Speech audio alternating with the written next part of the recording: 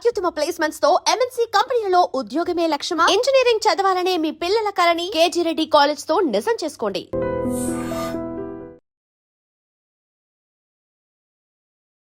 నమస్తే, welcome to I dream social spotlight with Kavitha.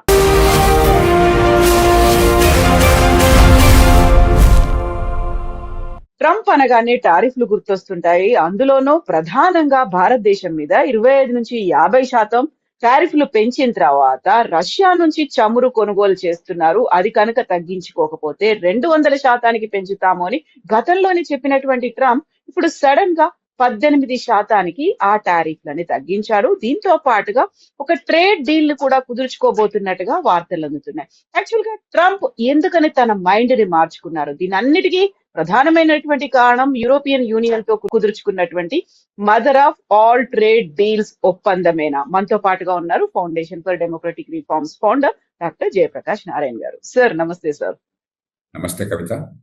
Sir, మనం Trump గురించి బోల్డ్ అని విషయాలు, అంశాలు, ఇష్యూస్ మాట్లాడుకున్నప్పుడు కూడా ప్రతిసారి ట్రంప్ టారిఫ్లను పెంచుతున్నాడు అనేది మాట్లాడుకున్నాం. But for the first time టారిఫ్లను తగ్గించారు. గతంలో ఉన్నటువంటి టారిఫ్ల కంటే కూడా ఈసారి తగ్గడానికి కారణం ఏంటి సార్? మీరు అన్నట్టుగా డొనాల్డ్ ట్రంప్ కి అన్నిటికీ ఒకటే మంత్రం, పిడుక్కు బియ్యానికి ఒకటే మంత్రం అంటారు తెలుగులో. సార్, టారిఫ్ అన్నది ప్రతి సమస్యకి పరిష్కారంగా ఆయన భావిస్తున్నారు. కాబట్టి ఒక దేశాన్ని మరి అమెరికా తన దృష్టిలో అమెరికా ప్రయోజనాన్ని నెరవేర్చడం కోసం ఒక దేశం ప్రవర్తన మార్చాలని చెప్పంటే అది ఆ దేశం ఎగుమతులను తగ్గించడం కావచ్చు, లేకపోతే ఆ దేశం అమెరికా వస్తువులు ఎక్కువ కొనాలని కోరిక కావచ్చు, ఆ దేశ విదేశాంగ విధానం కావచ్చు, ఇప్పుడు ఆ దేశం ఇతర దేశాల నుంచి వేరే వస్తువు కొనటం కావచ్చు, మనం రష్యా నుంచి ఆయిల్ కొనటం విషయం కావచ్చు, లేకపోతే ఇరాన్ లాంటి దేశంతో తనకి శత్రుత్వం ఉంటే ఇరాన్తో ట్రేడ్ ఆపడం కోసం కావచ్చు, ఈ ప్రతిదానికి కూడా ఈ టారిఫ్లు, దిగుమతి సుంకాలు అనేది ఆ విధంగా ప్రయోగిస్తున్నారు. ఎందుకంటే ప్రపంచంలో అతిపెద్ద ఆర్థిక శక్తే కాదు అమెరికా, ప్రపంచంలో అతిపెద్ద మార్కెట్ అమెరికా. ఏ దేశమైనా సరే ఆర్థికంగా ప్రగతి సాధించాలి, ఎగుమతులు కావాలి, మన వస్తువులను అమ్ముకోవాలి ప్రపంచంలో అంటే అమెరికా మార్కెట్లో చోటు లేకుండా మంచి ఫలితాలు సాధించడం అసాధ్యం. దాన్ని ఆయన ఆసరాగా తీసుకుని ప్రతిదానికి టారిఫ్ను కొంచెం ఎక్కువగా వాడుతున్నాడు. ఆ నేపథ్యంలో మనం చూడాలి. ఒక పక్కనేమో భారత్తో వాణిజ్యంలో కొంత లోటు ఉంది ఆయనకి, ఒక $40 బిలియన్ వస్తువుల వాణిజ్యంలో. అంటే మన దేశం అమెరికా నుంచి దిగుమతి చేసుకునే వస్తువుల కంటే మనం ఎగుమతి చేసుకునే వస్తువులు ఎక్కువ ఉన్నాయి. ఒక అమెరికాతో మాత్రమే మనకి పరిస్థితుంది, ఎందుకంటే ఒక అమెరికాతో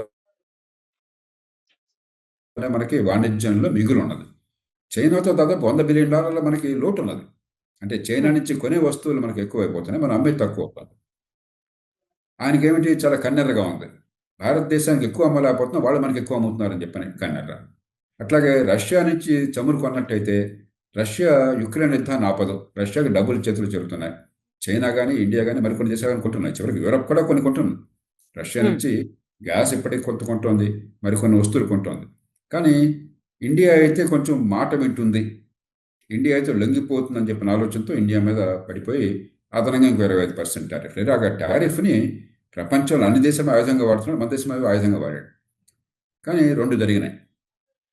ఒకటి, అమెరికాలోనే వివిధ పార్టీల్లో, డెమోక్రాటిక్ పార్టీ కావచ్చు, లేకపోతే రిపబ్లికన్ పార్టీ కావచ్చు, ఆ దేశంలో దౌత్యవేత్తలు కావచ్చు, ఆర్థికవేత్తలు కావచ్చు, దీర్ఘకాలంగా మరి జాతిని గురించి వ్యూహం వేసేవాడు కావచ్చు, నేషనల్ సెక్యూరిటీ ఎక్స్పర్ట్స్ కావచ్చు, భారతదేశం లాంటి దేశంతో ఎదుగుతున్నటువంటి చైనా విపరీతంగా అన్ని రకాలుగా ఎదుగుతోంది, అమెరికాకి ధీటుగా ఎదుగుతోంది. అలాంటి నేపథ్యంలో చైనా తర్వాత ఎదిగే అవకాశం ఉన్న దేశం భారతదేశం. ఇప్పటికే ప్రపంచంలో 4వ ఆర్థిక శక్తి కాదు, రేపొద్దున 3వ ఆర్థిక శక్తి అవుతుంది. అలాంటి దేశంతో దీర్ఘకాలిక సంబంధాలు చాలా ముఖ్యము. ఈ చిన్న చిన్న గిల్లి కజ్జలు పెట్టుకోవడం మంచిది కాదని చెప్పిన భావం అక్కడ వ్యక్తమైనది అమెరికాలో. అలాగే మనం కూడా కొంతమేరకు మన ప్రయోజనాల నష్టం వాటిల్లకుండా కొంతమేరకు అమెరికా అధ్యక్షులను సంతృప్తిపరిచే ప్రయత్నం చేశాం, మన ఆత్మగౌరవం దెబ్బతినకుండా. దాని ఫలితంగానే ఈవేళ మనకేమైంది, 18% సుంకాలని చెప్పని కొంతమంది అనుకోవచ్చు. మనకి 18% ఉందా 30% ఉందా మనకు అనవసరం, ఎందుకంటే సుంకాలు భరించేది అమెరికా ప్రజలు, దిగుమతి చేసుకునేవాళ్ళు. కానీ సుంకాల వల్ల మనం అమ్ముకునే అవకాశం లేకపోతే అమెరికాలో మనకు నష్టం. అమ్ముకునే అవకాశం ఎప్పుడు తగ్గుతుంది, మనతో అమెరికాలో అమ్మడానికి పోటీ పడే వాళ్ళు కనుక మనకంటే తక్కువగా సుంకాలు ఉంటే నష్టపోతాం మనం. కానీ మనతో పోటీ పడే దేశాలన్నీ కూడా మనకంటే ఎక్కువ సుంకాలు ఉన్నాయి. మరి 18% మనకు విధిస్తే ఇతర దేశాలకి 19, 20, చైనా అయితే 37% ఉన్నాయి. కాబట్టి సుంకాలు అంత వేశారని కాదు, మనతో పోటీ పడే వాళ్ళకంటే మనకు తక్కువ సుంకాలు ఉన్నాయా, సమానంగా ఉన్నాయా, ఎక్కువ ఉన్నాయా అని చెప్పినది. ఇప్పటిదాకా 50% అనేసరికి ఎక్కువ ఉన్నాయి, ఇప్పుడు తక్కువకి వచ్చాం. కాబట్టి మనకు పూర్తిగా ప్రయోజనం ఇది. అలాగే రష్యా నుంచి ఆయిల్ దిగుమతి చేసుకోవద్దు. మొహమ్మద్ కోపంతో ముక్కును కోసుకోరు ఎవరు కూడా విజ్ఞత గలవాడు. రష్యా నుంచి ఆయిల్ కొనడానికి కారణం అమెరికాని దెబ్బ కొట్టాలనే కాదు, మనకి రష్యా ఆయిల్ చౌకగా దొరుకుతుందని చెప్పని. కానీ ఇప్పుడు పెద్దగా చౌకగా దొరకట్లా. ఎందుకంటే రష్యా ఆయిల్ని ఎవరు కొన్నా సరే ఆ కంపెనీల మీద ఆంక్షలు పెట్టింది అమెరికా ఈ మధ్యకాలం. మొదట్లో పెట్టల. రిలయన్స్ కంపెనీ ఉదాహరణకి రష్యా నుంచి పెద్ద ఎత్తున దిగుమతి చేసుకుని ఇక్కడ రిఫైన్ చేసి మళ్ళీ యూరోప్కి ఇతర దేశాలకు అమ్ముతోంది. రిలయన్స్ కంపెనీ కొనడం ఆపేసింది. ఎందుకని? రష్యా నుంచి ఆయిల్ కొంటే రిలయన్స్ కంపెనీ మిగతా ఏ వస్తువుని ఇంకా ఇతర దేశాలు అమ్ముకునే అవకాశం లేకుండా చేస్తుంది అమెరికాకు ఆ బలం ఉంది. కాబట్టి ఎలాగో కంపెనీలు ఆపేస్తున్నాయి. ఎందుకని? ప్రపంచంలో నిలదొక్కోవాలి కాబట్టి. అంచేత మనకి పెద్ద నష్టం లేదు. రష్యా నుంచి ఆయిల్ కొనటం వల్ల వచ్చే కొద్దిపాటి లాభం ఉంటుంది. లాభం కంటే రష్యా నుంచి ఆయిల్ కొనటం వల్ల మనకు నష్టం చాలా ఎక్కువ ఉండదు. కాబట్టి మనం వ్యాపారాత్మక ఆలోచన చేస్తాం. సంబంధాలు దెబ్బతనుకుంటాయి. రష్యాతో సంబంధాలు బాగుండాలి, మనకి చైనాతో బాగుండాలి, అమెరికాతో బాగుండాలి. కానీ చివరికి మన ప్రయోజనాల కోసం ఎక్కడైనా బాగుగా వంగతోట దగ్గర బాగోదు. కాబట్టి మనం ఒడుపుగా వ్యవహరించాము, ఆత్మగౌరవంతో వ్యవహరించాం తలెత్తుకని. పాకిస్తాన్ లాగా, మరెన్నో ఇతర దేశాల్లాగా, యూరప్ దేశాల్లాగా అమెరికా అధ్యక్షుడు డూడు బాసా అని చెప్పి తలోపల మన గంగిరెద్దులాగా మన ఆత్మగౌరవాన్ని పాటించాం, మన ప్రయోజనాలను కాపాడుకుని అదే సమయంలో నోరు జారాలి అనవసరంగా. ఎందుకంటే వాళ్ళతో కయ్యం పెట్టుకోవడం కాదు మన ఉద్దేశం, మన ప్రయోజనాలు నెరవేర్చుకోవటం ఉందాగా. ఆ ప్రయత్నం జరిగింది. రెండు దేశాల్లో కూడా విజ్ఞతతో కూడినటువంటి ఒప్పందం ఇది. మనకు ప్రయోజనకారి, తాత్కాలికంగా కావచ్చు, దీర్ఘకాలికంగా కావచ్చు. అమెరికా కూడా ప్రయోజనం అనుకుంటే సంతోషం.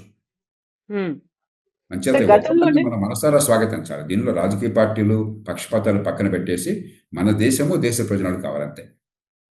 గతంలో ట్రంప్ ఒక మాట అన్నారు, నేను సంతోషంగా లేనని తెలుసు, నన్ను సంతోష పెట్టడమే ముఖ్యము, అది నా మిత్రుడైనటువంటి మోదీకి తెలుసు అన్నాడు. మనం ట్రంప్ పెట్టేటువంటి టారిఫ్లకు భయపడ్డామా, లేకుంటే ఆ ట్రంప్ పెడుతున్నటువంటి ఒత్తిళ్లకు లొంగిపోయామా? ఇలాంటి విశ్లేషణలు కూడా వినిపిస్తున్నాయి కదా సార్. ట్రంప్కి ఏమిటంటే అదే పనిగా ఆయన మెచ్చుకుని మీరు ఆహా ఓహో గొప్పవాళ్ళని పొగడాలి. పాకిస్తాన్ సైన్యాధ్యక్షుడు కానీ ప్రధానమంత్రి కానీ ట్రంప్కి ఒక గులాముల్లాగా పనిచేశారు. ట్రంప్ గారికి నోబెల్ ప్రైజ్ రావాలని చెప్పని వాళ్ళు రికమెండ్ చేశారు. ట్రంప్తో వ్యక్తిగతంగా వ్యాపార ఒప్పందం కుదుర్చుకున్నారు. ట్రంప్ ఇంద్రుడు చంద్రుడిని పొగిడారు. చాలా దేశాలు అట్లా పొగిడినాయి. మనం ఆ పని చేయాల. ఆయన ఎంతగా కవించినా కూడా మన ఆత్మగౌరవాన్ని మనం కాపాడుకున్నాం. రష్యాతో సంబంధాల విషయం కావచ్చు, యుక్రెయిన్ యుద్ధం విషయంలో మన ధోరణి కావచ్చు, యుక్రెయిన్ మీద రష్యా దాడి చేయడం చాలా తప్పు. ఆ మాట నర్మగర్భంగా చెప్తున్నాం, కానీ మనం ఏ పక్క వెళ్ళాలి. మన ప్రయోజనం ముఖ్యం చెప్పి చైనాతో కయ్యం పెట్టుకోవాలి. చైనాతో మన గొడవలు ఉన్నాయి, ఆ గొడవలు వేరు. కానీ చైనాతో మనం కయ్యం కావాలని పెట్టుకోవాలి. కాబట్టి ఆత్మగౌరవాన్ని బాగా పాటించిన దేశాలు రెండే ఉన్నాయి ఇప్పుడు ఇవాళ, చైనా, భారత్. చైనాకి మనకంటే అవకాశం ఎక్కువ ఉంది. ఎందుకంటే రేర్ ఎర్త్స్ అని చెప్పని మినరల్స్ ఉన్నాయి ఇవాళ కంప్యూటర్లో కానీ, మొబైల్ ఫోన్స్, చివరికి కార్లలో, ఎలక్ట్రిక్ కార్లు లాంటి కార్లలో కానీ, జీపీఎస్లో కానీ, ఎలక్ట్రానిక్స్లో కానీ మీకు చిప్ ఉన్న చోట మీకు రేర్ ఎర్త్స్ లేకుండా ప్రపంచం నడవదు. చైనాకి దాని మీద పూర్తి పట్టున్నది. ప్రపంచంలో 80-90% ప్రపంచానికి సరఫరా చేసేది చైనానే. మనకు ఆ సౌలభ్యం లేదు. ప్రపంచంలో ఏ దేశానికి అవకాశం లేదు. కాబట్టి చైనా గట్టిగా నిలబడింది. మనకు అలాంటి అవకాశం లేకపోయినా కూడా ఆత్మగౌరవంతో నిలబడ్డాం. దీర్ఘకాలంలో భారతదేశంతో సంబంధాలే మంచివి, అది లేకుండా ఉండటం అమెరికాకి నష్టం, ప్రపంచానికి నష్టం అని గుర్తించి వాళ్ళు ముందుకు వచ్చారు.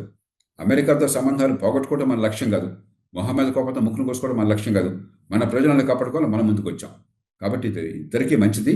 అందుకనే ఆ దేశంలో కానీ, ఈ దేశంలో కానీ ఆలోచించే వాళ్ళంతా హర్షిస్తున్నారు.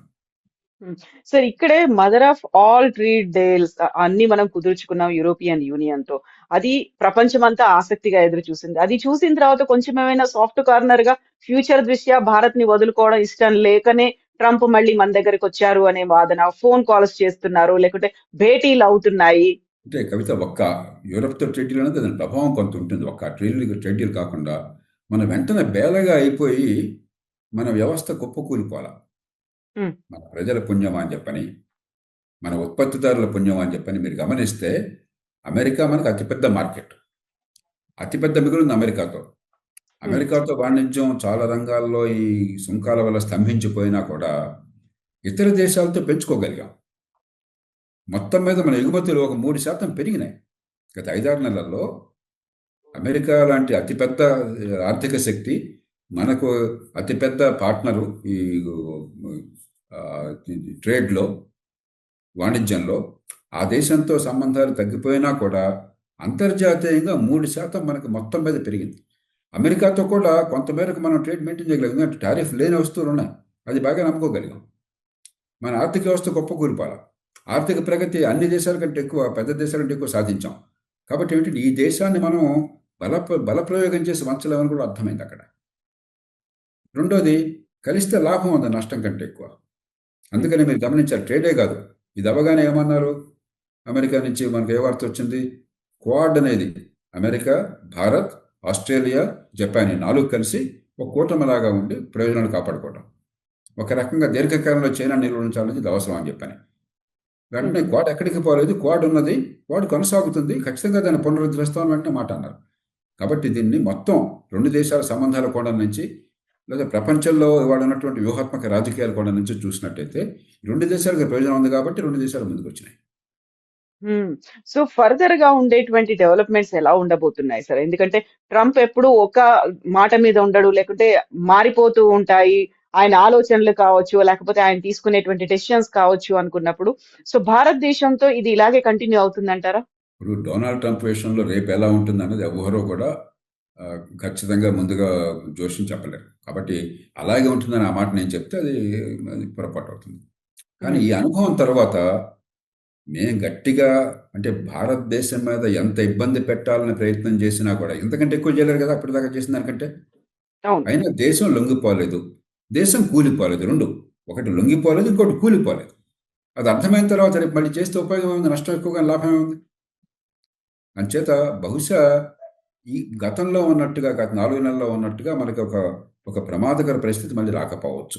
రాదని ఘంటాపదంగా చెప్పలేం, కానీ ట్రోలటం కొన్నంతకాలం అవకాశం చాలా తక్కువ. ఎందుకంటే అప్పుడు ఆయన ప్రతిష్ట, ఆయన పరువు పోతాయి, ఆ దేశం పరువు పూర్తిగా పోతుంది, దేశం మీద నమ్మకం మరి సడలిపోతుంది. రెండోది, ఇక్కడి నుంచి సంబంధాలు పెరిగితే కానీ తగ్గవు. ఉదాహరణకు మీరు ఇది జరగగానే ఏమైంది, రూపాయి విలువ పెరిగింది. ఎప్పుడైతే డాలర్లు మన దేశానికి రావడం తగ్గిపోయిందో, మన దేశం నుంచి డాలర్లు బయటికి వలసపోవడం ఎక్కువైపోయిందో, ఇన్వెస్టర్స్ బయటికి పోయి మన రూపాయి విలువ తగ్గింది. వెంటనే మార్కెట్ ఏమైనా ఆలోచించింది, వెంటనే డాలర్లు మన దేశానికి రావడం మొదలెడతాయి, పెట్టుబడులు రావడం మొదలెడతాయి, ఎగుమతులు పెరుగుతాయి కాబట్టి ఆ రకంగా కూడా డాలర్లు వస్తాయి, కాబట్టి రూపాయి విలువ పెరిగింది. అట్లాగే స్టాక్ మార్కెట్ మనకి గత 3-4 నెలలుగా బాగా తగ్గిపోయింది. ఒక్క రోజున 2.5% పెరిగింది. ఎందుకని? మార్కెట్కి మనకంటే ఎక్కువ తెలుసు, ఉత్పత్తిదారులందరికీ తెలుసు, కంపెనీలకు తెలుసు, వాణిజ్యం వెంటనే బాగుపడుతుంది, ఎగుమతులు చేసుకోగలము, పెట్టుబడులు పెరుగుతాయి, లాభాలు పెరుగుతాయి, ఉపాధి పెరుగుతుంది దేశంలో అని చెప్పాను. అంచేత ఈ రెండే కాదు, టెక్నాలజీ మరింత ఎక్కువగా విస్తరించి వస్తుంది. చైనా వద్దు, చైనాలో మన పరిశ్రమలు పెట్టదు అనుకున్నప్పుడు, చైనా తర్వాత పెద్ద స్థాయిలో పెట్టడానికి అనువైన దేశం భారతదేశం. మనం ఆహ్వానిస్తున్నాం. మరుగు సదుపాయాలు గత కొద్ది సంవత్సరాలు అద్భుతంగా తయారు చేస్తున్నాం. ఈ ఏడాది 17 లక్షల కోట్ల రూపాయలు జాతీయ స్థాయిలోనే మరుగు సదుపాయాలు ఖర్చు పెడుతున్నాం. గత 4 ఏళ్ళు రికార్డు స్థాయిలో ఖర్చు పెడుతున్నాం. మనకు ఆర్థికంగా దేశం సౌష్ఠవంగా ఉంది, ఒడిదుడుకులతో తట్టుకునే శక్తి ఉన్నది. కాబట్టి భవిష్యత్తు మనం జాగ్రత్తగా ఉంటే చాలా ఆనందమయంగా ఉంటుంది. కానీ ఈ అనుభవం తర్వాత ఏది రేపొద్దున గ్యారెంటీ అనుకోకూడదు. మన జాగ్రత్తలు మనం తీసుకోవాలి. ఎక్కడైనా బాగానే వంగతోట దగ్గర బాగాలి. అది అమెరికా కావచ్చు, మరో దేశం కావచ్చు, మన దేశము, మన ప్రజలు, మన ప్రయోజనాలు, దాని చుట్టూ మన లక్ష్యం తిరగాలి. ప్రభుత్వం ఆ పని చేసింది, అందుకు అభినందించాలి ప్రభుత్వాన్ని. సో ప్రపంచమంతా గుర్తించింది ఒక అన్డినేలబుల్ ఫ్యాక్ట్ అంటే భారతదేశం యొక్క ఇంపార్టెన్స్. దానికి మనతో ట్రేడ్ డీల్స్ కావచ్చు, లేకుంటే మిగతా ఒప్పందాలు కావచ్చు, సంబంధాలు, ఇవన్నీ చాలా ఇంపార్టెంట్ అనే దాన్ని మాత్రం ప్రపంచ దేశాలు గుర్తించాయి. ఖచ్చితంగా. కానీ అదే సమయంలో మనలో కొంచెం సంయమనం కావాలి. మనం కొద్దిగా నిరాడంబరత కావాలి. ఎందుకంటే మేము గొప్పవాళ్ళం అయిపోయినా విర్రవీగితే మంచిది కాదు. మనం గొప్పవాళ్ళం కాలా ఇంకా. కానీ ఇంకా గొప్పవాళ్ళం అయ్యే అవకాశం మన ముందు స్పష్టంగా ఉంది, పొటెన్షియల్ ఉంది, అవకాశం ఉంది. చైనాకి ధీటుగా ఎదగడానికి ఇవాళ కాకపోతే రేపైనా అవకాశం ఉన్నది, దాన్ని ఉపయోగించుకోవాలి. అంతేగాని మనం మీసాలు పెట్టేసి బస్తీ మీద సవాలని చెప్పని త్వరతర చేసి మన అమెరికాతో ఖాయం పెట్టుకున్నాం, చైనాతో ఖాయం పెట్టుకుంటాం అని చెప్పంటే అది మూర్ఖత్వం అవుతుంది. అది కాదు. ఖచ్చితంగా ఈ దేశానికి ఆత్మగౌరవం ఉన్నది, ఎదిగే శక్తి ఉన్నది, ఎదిగే మార్గంలో ఉన్నాము, కొన్ని మంచి పనులు చేశాము, ప్రపంచం అంతా గుర్తించి గౌరవిస్తుంది. ఆ గౌరవాన్ని కాపాడుకుని మరింత ఎదగాలి. కానీ అహంకారం చూపెట్టి ఇతర దేశాలతో మనం తొడలు కొట్టి బస్తీ సవాల్ చేసి శత్రుత్వాన్ని కొని తెచ్చుకుని మన పేక మనం కోసుకోకూడదు. Yes, sir. Thank you so much, sir. Thank you, sir.